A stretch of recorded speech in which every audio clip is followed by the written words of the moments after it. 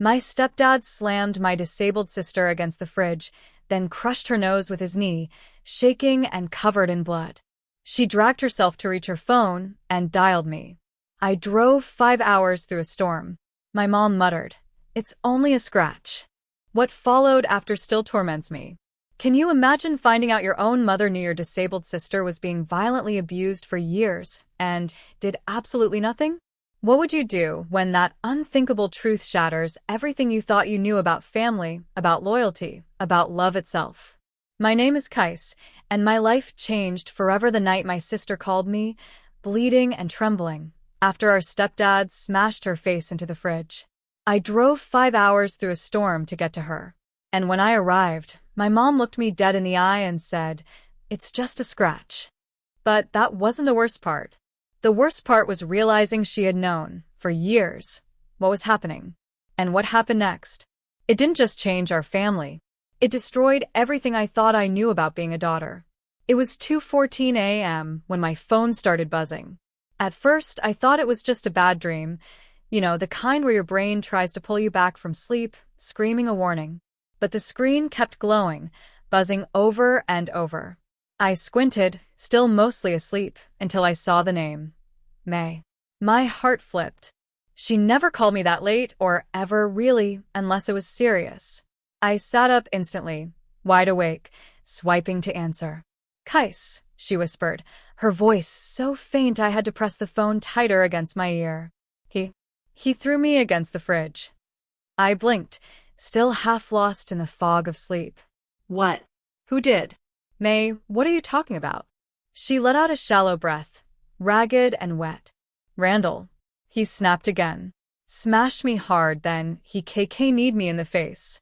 I think my nose is broken.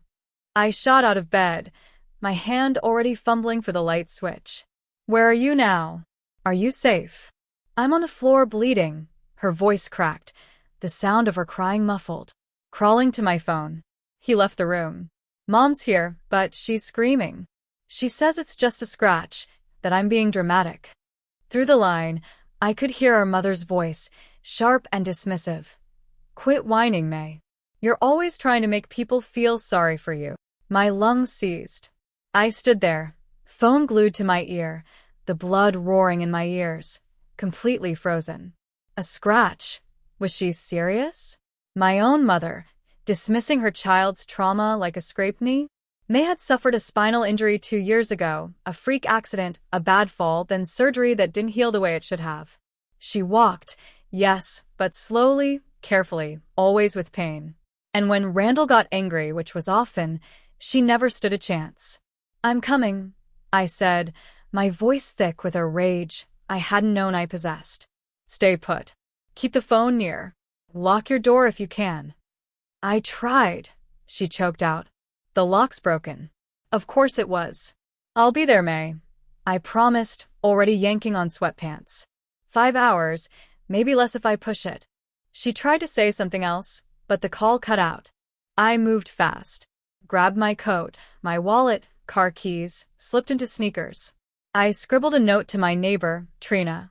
"Emergency. Please check on Ellie. I'll call you soon." Then I tucked it under her door and ran to my car. Outside, it was raining sideways, the wind howling like it was angry.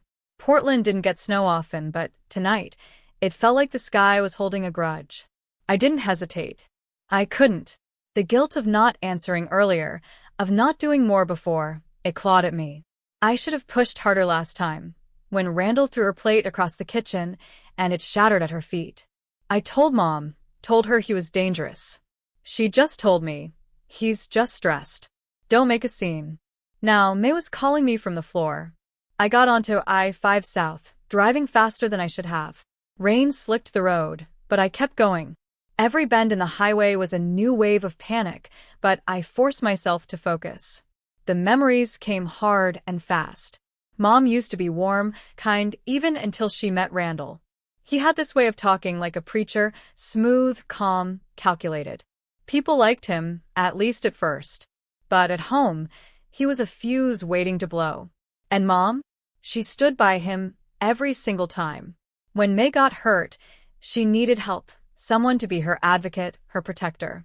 Instead, she got Randall rolling his eyes at her limp, and Mom sighing like May's very existence was an inconvenience. I gripped the wheel tighter. May used to be the bright one. She sang, she painted. She had a laugh that made people stop and smile. Now, even her voice trembled. The rain turned icy as I crossed into the rural back roads near their town. My hands were cramping from the tight grip on the steering wheel. I took a deep breath, trying to calm the fire inside me, but it didn't cool. The sky started lightening, just a sliver of dawn cutting through the storm. As I turned onto their street, gravel crunched beneath my tires. I could see the porch light glowing in the fog. I parked, climbed out, and walked straight to the front door. Knocked once. Nothing.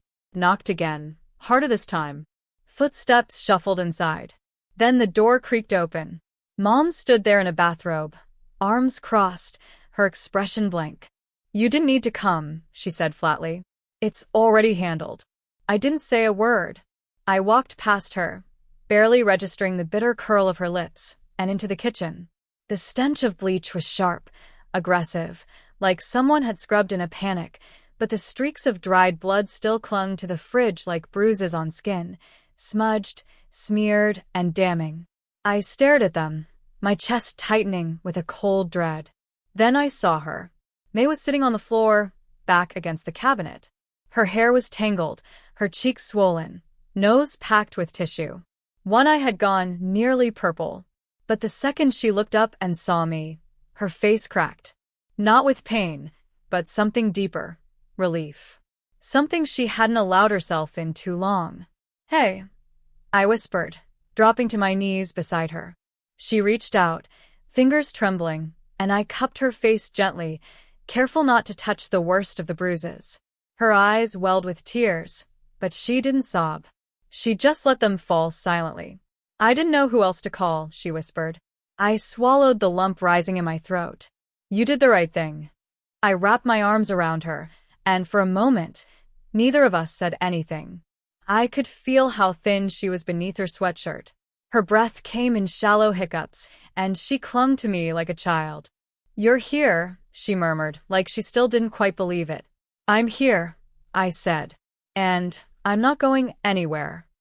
Behind us, footsteps shifted on the old wooden floor. I turned. Mom stood just past the hallway, arms crossed, still in her robe. Her expression was unreadable, somewhere between annoyance and indifference. "He left for work," she said flatly, "like a man should. There's no need to cause a scene." I didn't respond. I turned back to May, brushed her hair behind her ear. My hands were shaking. "Do you want to rest for a bit?" I asked gently. "I'll make some tea. Check on the house. You just breathe." She nodded, slow, careful. I helped her to the couch, tucked a blanket over her legs. Then I went back into the kitchen. My movements quiet but deliberate. The bleach smell was stronger now. I opened the windows. Something gnawed at me, something more than anger, more than the helpless guilt I always felt in this house. Something didn't sit right. While boiling water for tea, I opened the drawer next to the fridge, looking for a spoon. That's when I saw it. A folder, tucked beneath a mess of unpaid bills and receipts. It wasn't labeled, just plain manila. But the moment I pulled it out, I knew. Inside were photographs, dozens, dated, labeled in scratchy pen. April, left side rib. June, shoulder bruising. August, wrist discoloration. Some showed her back, marked with deep blue shadows. Others showed faint fingertip patterns on her upper arms. There were hospital reports, too. ER summaries, X-rays, all stamped accidental injury. I stood there numb. My breath caught, a cold, sickening realization washing over me. It wasn't just last night. It had been happening over and over, quiet, hidden, documented, and no one had done a thing. I walked back into the living room, the folder pressed to my chest. May looked up from the couch, her face pale, but her eyes sharper than before. She saw it in my hands and froze. "I wasn't snooping," I said softly. "It was just there." She looked away. "I kept those," she whispered after a long silence. In case I ever needed to prove it. In case someone believed me. I sat down next to her. I went to the police once, she said, her voice shaking. Took the photos, took a report, but Mom followed me there. Told them I fall a lot. Told them I was confused. They believed her. Her fingers clutched the edge of the blanket like it was the only thing anchoring her to earth. She told me I'd break the family if I kept lying, she added. She said it would ruin everything. I couldn't breathe. I'm sorry, I said. I should have seen it sooner. May didn't answer. She just closed her eyes. I stood and walked to the hallway, every step heavier than the last. Mom was standing at the end now, dressed and brushing her hair like nothing had happened. You knew, I said quietly. You knew, and you let it happen. She looked up from the mirror. It's not like she's dying, she said, voice flat. Everyone has hard days. My blood turned to ice. She has fractures, I snapped. Bruises the shape of hands, a broken nose. And you're talking about hard days. You always were dramatic, she muttered.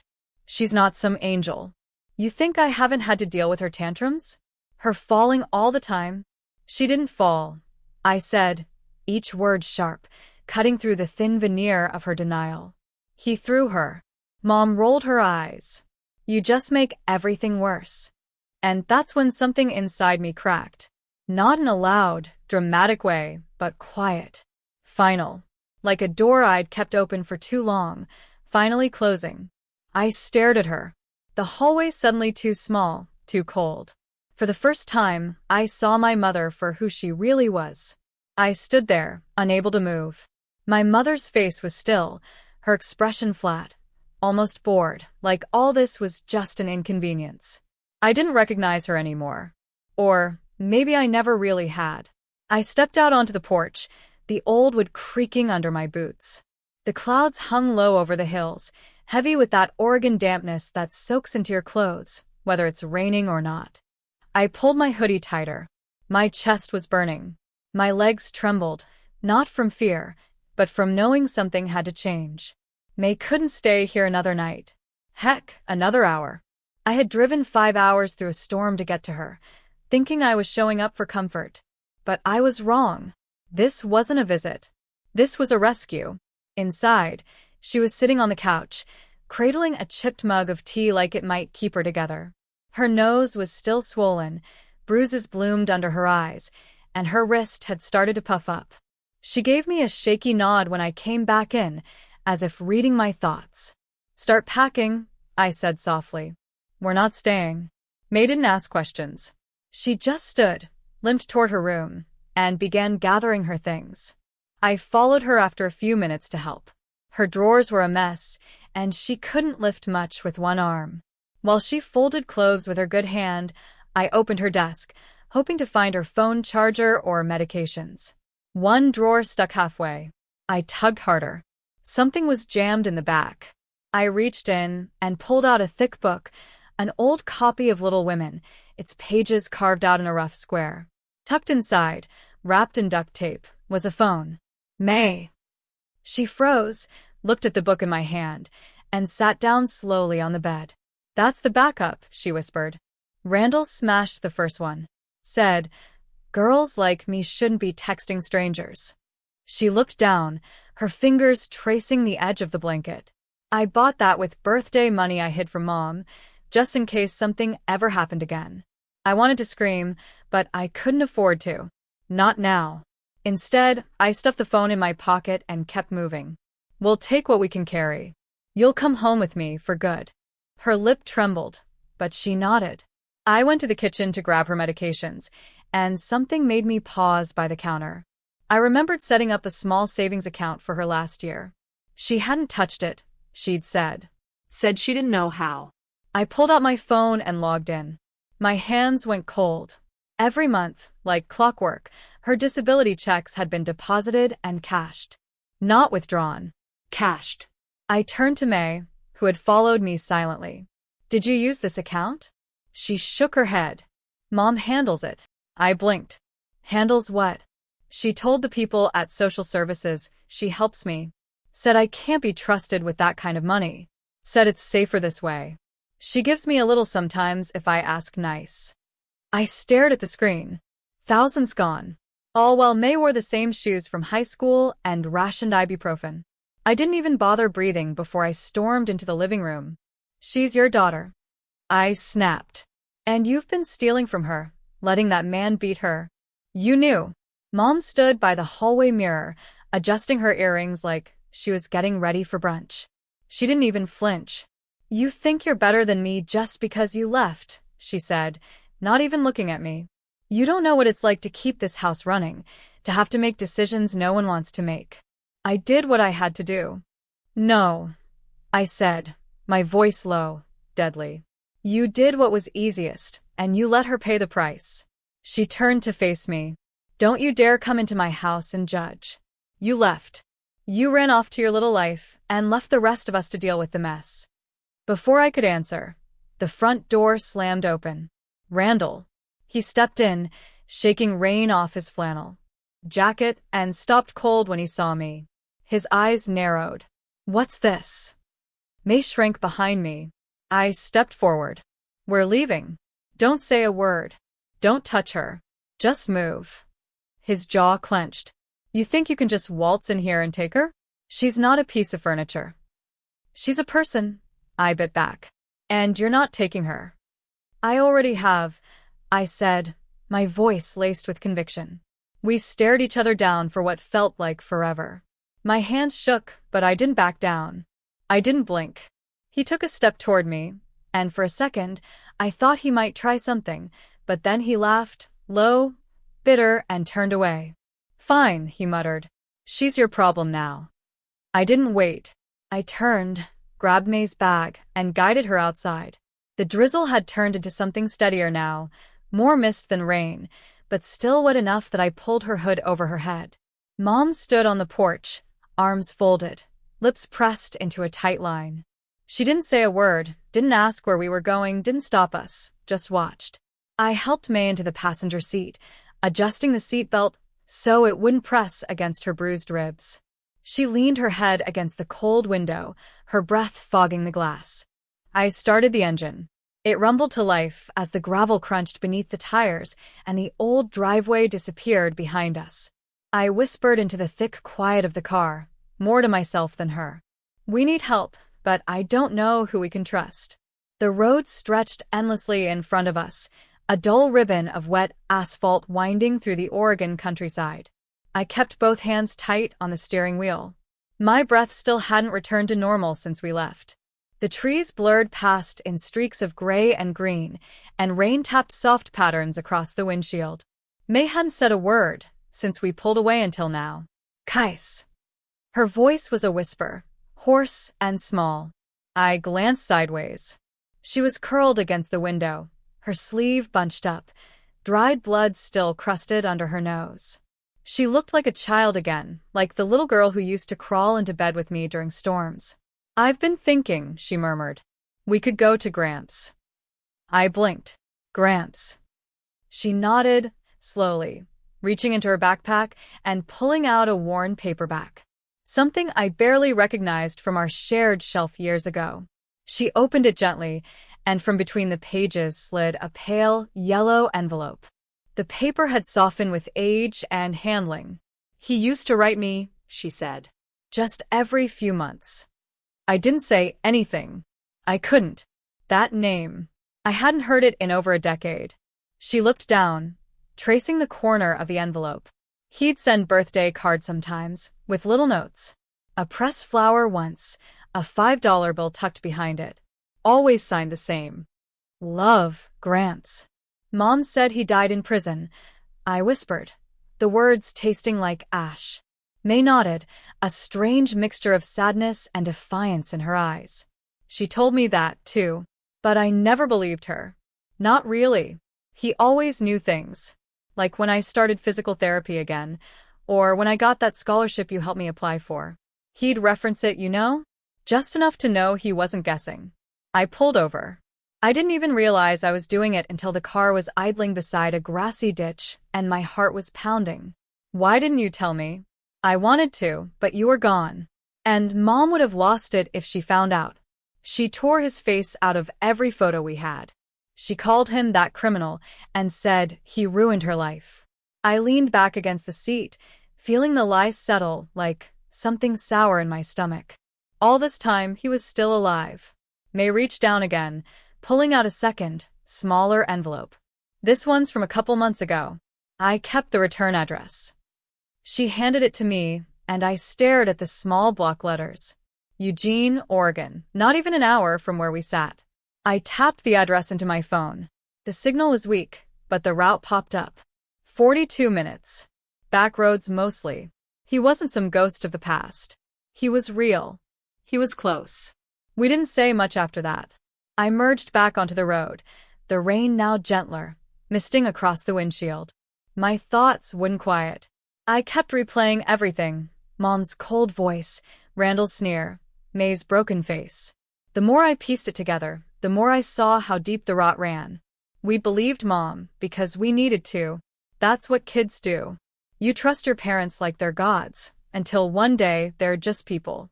And sometimes, not good people. The road narrowed as we turned onto a gravel path, framed by tall fir trees. Faint light filtered through the branches, casting long, trembling shadows over the hood. I slowed as a small, weathered cabin came into view, set back from the road, surrounded by stacked firewood and overgrown ferns. I parked just outside. May was silent, gripping that same envelope. Her fingers trembled slightly. I reached for her hand. Before I could even knock, the porch light flicked on. The door creaked open. A man stepped into view, older, gray at the temples, but tall, upright. His clothes were worn, but clean. His face, lined by time, looked at us with a mix of shock and something almost like fear. His gaze landed on May. He froze. "You look just like her," he said, his voice shaking. "Your grandmother." May's eyes welled. "I kept your letters," she said softly. The man stepped back, still stunned, and opened the door wider. "Come in." We entered slowly. The warmth hit first. A soft, steady heat from a wood stove in the corner. The smell of broth filled the small space, and a worn quilt lay folded on a nearby rocker. It felt like walking into another world, one untouched by all the venom we left behind.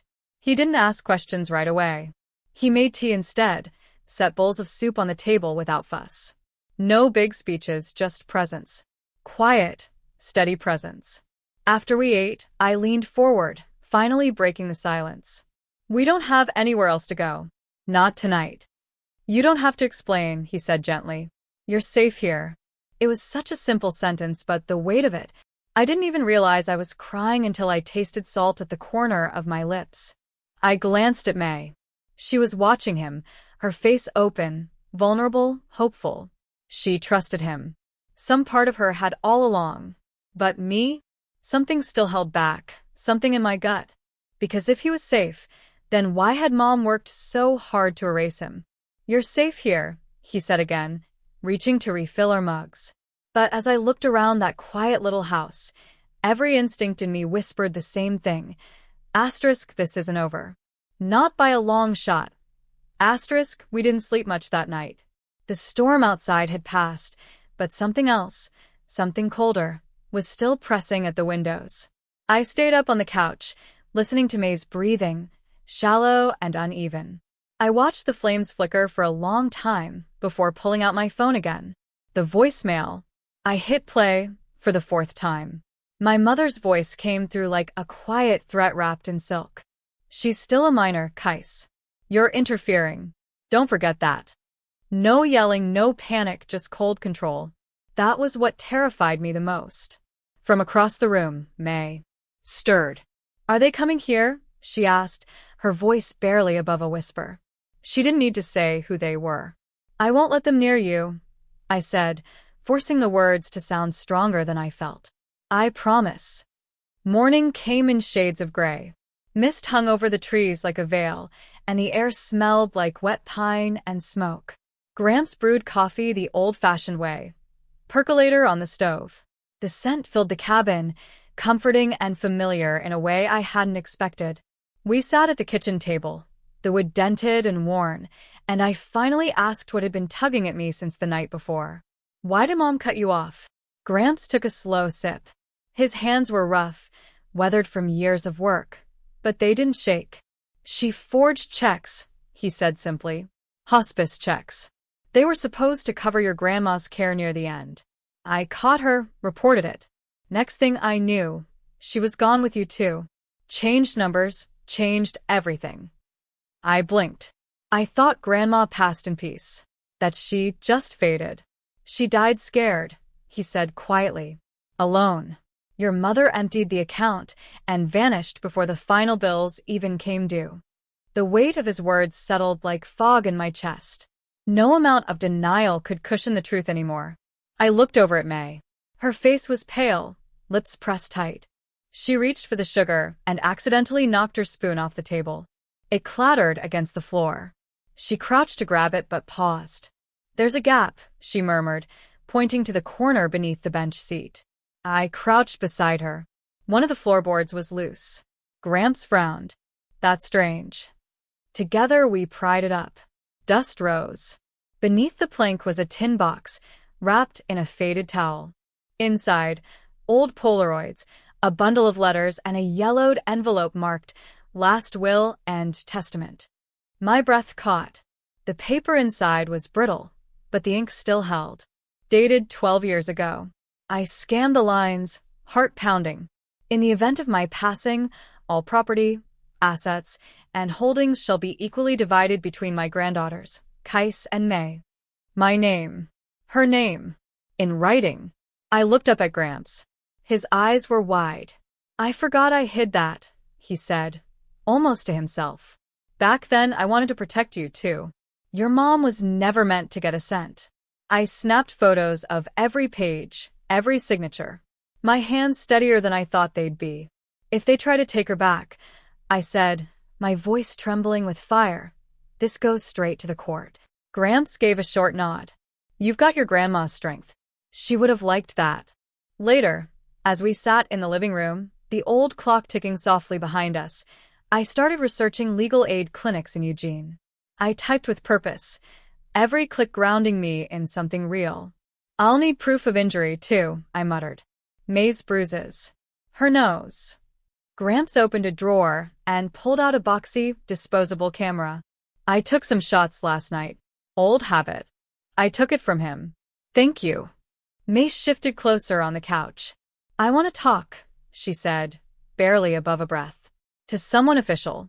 I'm tired of pretending I'm fine. Tired of feeling like if I say anything, it'll only make things worse.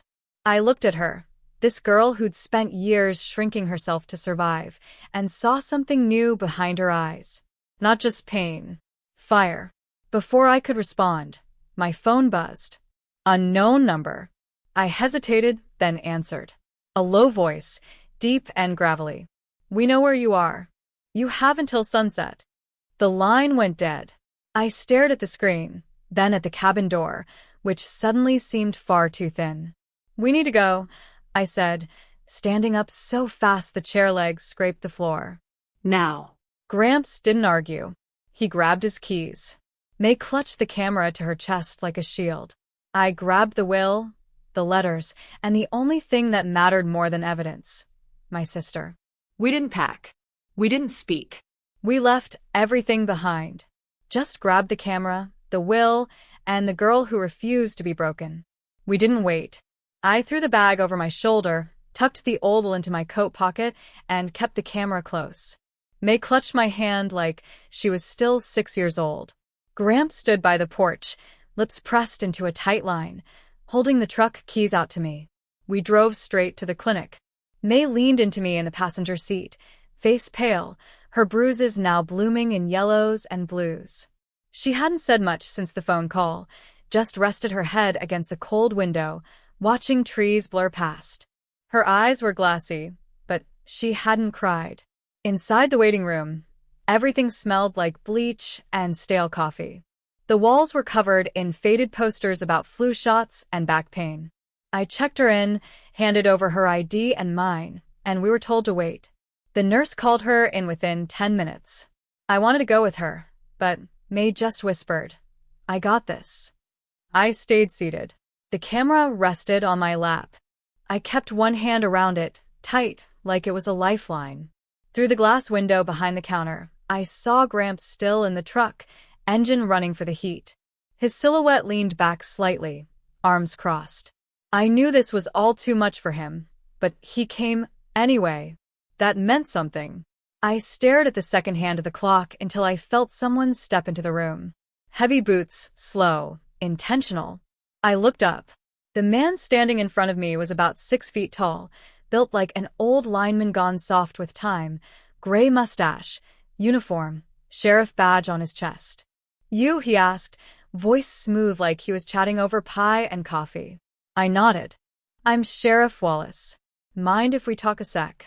His tone was light, almost friendly, but I could feel something underneath it. That off-note people play when they're pretending too hard. He didn't sit, just stood a little too close. "I know your stepdad. Hank and I go way back. T-ball days, you know." I looked him straight in the eye. "This isn't about baseball." His smile twitched. "Just wanted to see what all the noise was about. Your mom called us early this morning. She's concerned. Said you might have, taken May without consent." "She called for that?" I folded my arms. Not for the broken nose, the bruises, the fact that May crawled to her phone to call me because she was afraid he'd kill her. His eyes didn't flinch. "Look, kiddo, I get it. Families fight, and sometimes kids say things that sound worse than they are. Maybe she got hurt tripping over something and didn't want to get grounded. I mean, she's still technically a minor, right?" I stood up. "She's 17, and that kid happens to be terrified of going back." He shrugged. "Just saying. Stirring things up might bring Child Protective Services into this. If it turns into a custody thing, they don't always leave kids with siblings. Might end up in foster care, and you don't want that." I felt something cold rise in my chest. It wasn't fear, it was clarity. This man wasn't here to help. He was here to quiet things down, to make this disappear. "Is that a warning?" I asked. He gave me a long, practiced look. "I'm saying it's complicated." The door to the exam rooms opened. May stood there, hugging her coat around her thin frame, nose still red but cleaned. She must have heard the last few words. Her face went tight, jaw clenched. "I'm not making it up," she said, voice low but steady. "He did it. He's done it before." Wallace turned. "Sweetheart, no one's saying you're lying. When I was 11, May cut in, her voice suddenly stronger. He broke my arm. Mom said if I told anyone, I'd get taken away and never see her again." The room froze. Even the receptionist stopped pretending to type. The sheriff looked at her, then at me. His smile was gone now, just silence. A nurse came out behind May, middle-aged, blonde, with tired eyes and good instincts. She put her hand on May's shoulder gently. "Sheriff Wallace," she said firmly, "as a mandated reporter, I need you to step back. This is a medical facility, and she just disclosed prior abandonment." He didn't say anything at first, then gave a curt nod. "I'll make note," he muttered, turning to leave. When the door shut behind him, May leaned into the nurse. "I'm sorry," she whispered. "You have nothing to be sorry for," the nurse replied softly. "You did the right thing." I stepped forward and touched May's hand. "You were brave." Her fingers gripped mine. "I'm tired of being scared." We thanked the nurse, got a printout of her injuries, and stepped back outside. The sky was overcast now, and the light had that strange gray tint that made everything feel like winter, even when it wasn't snowing. Gramps was still waiting, tapping the steering wheel with slow fingers. Back in the truck, I pulled out my phone and called a legal aid hotline I'd bookmarked last night. My voice was clear now. No tremble, no second-guessing. "Yes." "Hi," I began. "My sister was assaulted. We have photos, medical documentation, and an old will that confirms our standing as heirs. Her alleged abuser is known in this town, even to law enforcement. I need someone who isn't afraid to fight this." The woman on the other end asked a few questions. I answered each with a calm I didn't know I still had. Next to me, May exhaled slowly, curled into a ball beneath her jacket. "I'm proud of you," I whispered. She didn't say anything, but for the first time all day, she smiled. Just a little. We pulled into the driveway of Gramps' house just before sundown. I helped May inside, then set the disposable camera and the will on the kitchen table. I'd scan and upload copies as backup. Gramps turned on the radio softly, something low and crackling. Old blues drifting through the living room while May dozed off on the couch under 2 blankets. I checked the windows, locked the doors. Everything felt still until the shatter came. Glass burst into the room from the window by the front door. A rock clattered to the floor, wrapped in paper. I ran over, heart pounding. The note was scrawled in thick black marker. "Leave this alone." The rock had landed just inches from May's head. Now it sat on my kitchen table beside a puddle of melted ice and glass. I held the note. Soggy, smeared ink, but still legible. "You think you've won? Stay quiet or next time it won't be a rock." My thumb brushed across the corner where the paper had been curled tight around the stone. May was asleep again, but her breathing was shallow, uneven. She hadn't let go of the blanket since the crash. I spent the next hour sweeping glass barefoot, the broom too loud. Then I went through every window, every door, double-checking each lock with a kind of slow, mechanical dread. Outside, the wind rattled the gutters. Inside, it was colder than it should have been. At dawn, I left a note for Gramps and slipped the evidence into a Ziploc. May was curled on the couch under my old quilt. I didn't want to wake her. Gramps had fallen asleep in the armchair. He was stubborn, but I was grateful he'd insisted on staying. "That girl doesn't need to see more men who walk away," he'd muttered the night before, unfolding the blanket over his knees like he was settling in for war. The sheriff's office was quiet. Not the same one we'd visited before. This was the downtown building. I asked for whoever was on shift, not Wallace. The deputy who came out was younger, alert, with eyes that didn't dodge. His name tag said Ruiz. He took one look at the rock and the note and said, "You did the right thing bringing this in. No kiddo, no T-ball memories." He asked to keep it for forensic review. I handed it over and left with his business card, a calm voice in my head whispering, "Don't trust yet, but take the help that's offered."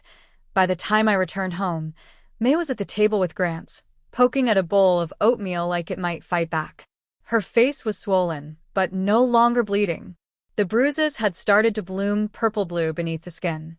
Gramps sipped coffee in silence, one eye always on the window. That evening the call came. "Miss Keiss, this is Deputy Ruiz. We ran the note. The handwriting matches your mother's employment records. She filled out forms when she worked for the county library 3 years ago. Do you want to press charges?" I didn't hesitate. "Yes." That single word cracked something inside me. I thought I'd feel relief, but all I felt was hollowed out, like I was confirming something I'd tried for years to deny. She really did this. I filed for an emergency restraining order the same hour. The court clerk didn't ask too many questions. Maybe she saw the bruises under May's eyes in the photos. Maybe she'd seen it all before. Either way, by sunset, I had a signed paper in my hand and a locksmith pulling into the driveway. May watched from the porch, arms crossed tightly around herself.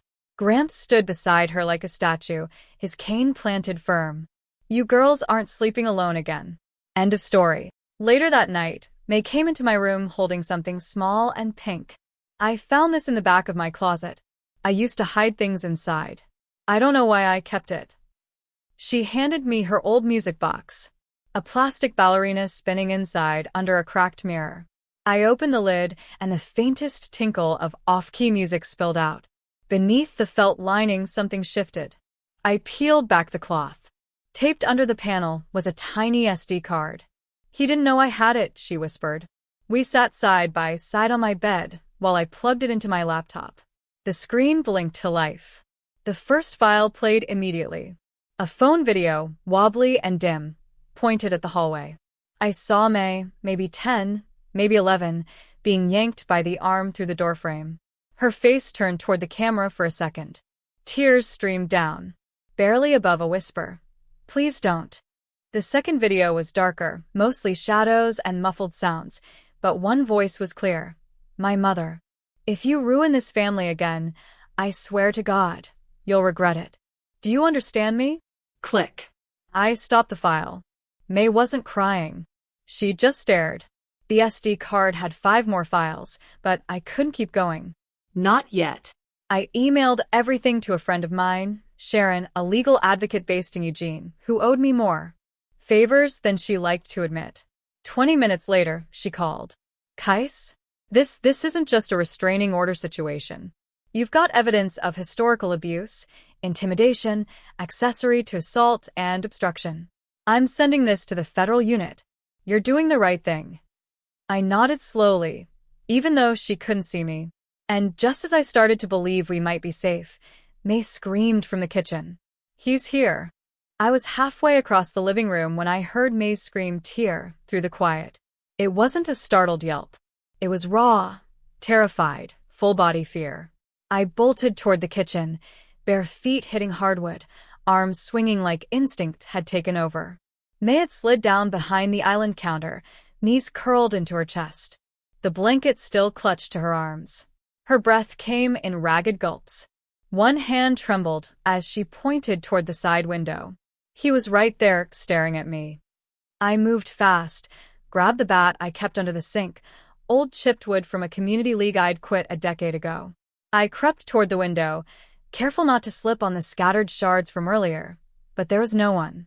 What there were muddy boot prints right outside the back door, clear as day. I locked every bolt, closed every curtain, double-checked the back latch, and still May was shaking. Her lips split from earlier injuries had reopened. I didn't say anything, just sat down next to her and held her until her breathing slowed again. It took the sheriff over 40 minutes to arrive. When he finally pulled up, he didn't even bother with his lights. Just strolled to the porch like he was showing up to a neighbor's barbecue. Wallace tilted his head. Raccoons get bold this time of year. Maybe he saw a shadow. I showed him the prints. I showed him the rock. I even opened my laptop and pulled up the video files we'd found earlier. Footage of May being dragged across a hallway, her voice pleading off-screen. Wallace didn't take a single note. You don't want to overreact, Kais, he said, tugging at the buttons of his jacket. You'll scare the girl more than she already is. Did you even watch the footage? I glanced, he muttered. Looks like a domestic spat. I watched him walk out like he hadn't just dismissed actual evidence. My stomach turned. Something about him felt complicit. An hour later, my phone buzzed with a number I didn't know. The message just said, "It's Deputy Ruiz. Call me." Use this number. Off the record, I stepped outside, stood next to the old shed behind the house, and made the call. He answered on the first ring. You weren't imagining it, he said. Wallace has been playing poker with your stepdad for years. They go back a long way. My jaw tightened. So that's why he wouldn't even write up a report? That's why, Ruiz said. But I've been pulling records anyway. You need to hear something. He offered to meet near the lake, just off County Road 11. Far enough to be private. Close enough if I could leave May sleeping under Gramps' watch. I drove out just before midnight, headlights off, till the last bend. Ruiz sat on the tailgate of his truck, holding out a pair of wired earbuds and a phone. Old 911 call from a domestic complaint at your mom's house 3 years ago. It was never followed up. I took the earbuds, pressed them in. At first it was static. Then a female voice sobbing, shuffling, then just, hold her still. A male voice shouted in the background. Then a loud thud, and more crying. Ruiz paused the clip. Recognized the voice.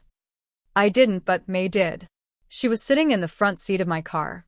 I'd brought her, because she begged not to be left alone. Her hand reached out, gently touched my arm. That's Jacob, she said. My brother. My stomach dropped. Ruiz didn't say a word. He didn't have to. He used to lock me in the garage, May whispered. When Mom went shopping. Said I was too loud. One time I screamed for so long I passed out. When Mom got home, he said I fell down again. I closed my eyes, biting the inside of my cheeks so hard I tasted blood. I had known Jacob was cold. He was never the type to check on her, never the type to help her up when she fell. But I never imagined that night I couldn't sleep. I sat in the living room watching the shadows flicker across the walls, playing the recording over and over in my head. A voice I used to trust. Helping a man hurt my sister. Helping silence her. By morning, Ruiz sent another message. I found something else. You need to hear it. This time, he didn't meet in person. He sent an audio file, through a secure link. It started with the woman's voice. Familiar, controlled. Just say the injuries were from a fall. We don't need another lawsuit. Then another woman's voice, quieter, unsure. But she said he hit her. That's not what happened, the first voice snapped. And if she says otherwise, she'll ruin this family again. Do you understand? I recognized the voice instantly. It was my mother. Ruiz added a note. Clinic visit 2 years ago. Recording submitted by an informant who overheard the conversation. Her partner, your stepdad, filed a $380,000 insurance claim for back injuries from that incident. And just like that, the last piece clicked into place. The lies, the minimizing, the silence. My mother hadn't just forgiven him. She'd protected him again and again because their entire house of cards was built on deceit. Because if May had been taken seriously, the insurance money might have vanished. The lawsuits would have reopened. The family's image shattered. I stared at my phone until the screen dimmed. May was still sleeping when I got back, curled up on the couch with the same blanket, her cheek resting against her elbow, a small scratch on her lip from where she bit down during the panic earlier. She looked so young like that, so fragile, but not broken. She had survived more than I ever knew, and she was still here. I brushed a piece of hair from her forehead and whispered, I promise you this ends now. And just when I thought the betrayal was over, the court date came. And she brought him with a lawyer. The morning air was still sharp when I wheeled May up the courthouse ramp. Her hair was braided loosely over one shoulder, a soft blanket folded in her lap, her hands resting on it like she didn't quite trust herself to be steady. I'd brought her a simple cardigan, the blue one with embroidered robins she always liked, but she didn't put it on. I think she wanted them to see the bruises still blooming under her sleeves. She never said that aloud, but I saw the resolve in her jaw. Across the aisle in the courtroom, my mother sat next to him, the man who shattered May's nose and left her curled in blood on the kitchen floor. His suit was too big, like he was trying to look important, but it only made him look smaller somehow. Mom leaned close to whisper something. Then she laughed. She actually laughed. The bailiff called the session to order. My pulse thudded in my neck as I sat down beside May, my hand still on the back of her wheelchair. I could feel her trembling. She didn't want pity. She wanted justice, and I owed her that much. The defense attorney, slicked back hair, too much cologne, stood first. Your Honor, he began smoothly. This case is based on emotion, not fact. My client, Mr. Weston, is a man of modest means who took in a child that wasn't his. He gestured at May dismissively, and did his best under difficult circumstances. Miss Kais, however, has a history of instability, unresolved guilt, and personal vendettas. This is not about truth. It's about revenge. I didn't flinch, but May's grip tightened on the armrest. The judge, a stern-looking woman in her 60s with silver hair swept into a knot, raised a single brow. Let's see if the facts match the theory. When my turn came, I stood. I could feel my knees wobble, but I didn't let it show. Your Honor, I said clearly. I have a video file from my father's old security system, dated March 12th, 5 years ago. It's grainy, but the audio is clear. I asked the court to view it. There was a slight pause, then a nod. Play it. The lights dimmed. The screen flickered to life. It started in our old kitchen, dimly lit late evening. May, maybe 12 at the time, sat at the table eating cereal. Her feet didn't touch the ground. He walked in behind her, yelling something unintelligible at first. Then the audio picked up. You think you're special? Just like your sister, running your mouth. May turned to look at him. She didn't even speak. He yanked her out of the chair so fast her body slammed against the fridge. The camera angle didn't miss it. Then came the part I'd never seen until Ruiz gave me the USB. My mother standing in the corner, arms crossed, watching, not moving. The room went so silent you could hear someone breathing 3 rows back. He kneed her in the stomach hard. She folded, crawled. Then the screen went dark. The lights came up. The jury looked stunned. One of them wiped tears. Even the defense lawyer's face had lost its confidence. He leaned in to whisper to my mother, who stared straight ahead, jaw clenched. The judge adjusted her glasses slowly. "Is there any explanation for this footage, Miss Weston?" My mother didn't answer. Next, a nurse from the local clinic took the stand. She looked familiar. She'd treated May once for a sprained wrist. Her voice was steady but strained. I flagged 3 separate injuries on May's medical chart between 2018 and 2020. Each time, reports were retracted by her mother. She looked at the judge. "We believed we were protecting a family. We were wrong." The judge nodded slightly, then reached for a folder beside her. "I've also received a sealed file from the district attorney's office." My heart stalled. She opened it slowly, then looked directly at my mother. "Angela Weston, you are hereby charged with obstruction of justice, perjury, and conspiracy to commit insurance fraud." The air left my lungs. 2 officers approached. My mother's face twisted, not in confusion, but anger. "This is a mistake," she barked. "I did what I had to do. You think raising a disabled child is easy? You think I had choices?" She stood, eyes flashing, voice sharp like a blade. She was always weak, always crying, always needing something. "And Kais is always judging me. You don't know what it's like to hold this family together." The judge didn't flinch. "Ma'am, you are out of order." Mom kept shouting as they escorted her out, but I didn't hear the words anymore. May didn't cry. She didn't speak. She just watched her go, face unreadable. It was well past 3 p.m. when we got back to the house. The air had turned warm with a gentle breeze stirring the trees. I parked in the driveway and carried the grocery bags in first: soup, crackers, chamomile tea. Then I wheeled May up the porch ramp.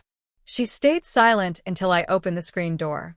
"Can we stay here?" she asked, almost a whisper. "Just stay for a while?"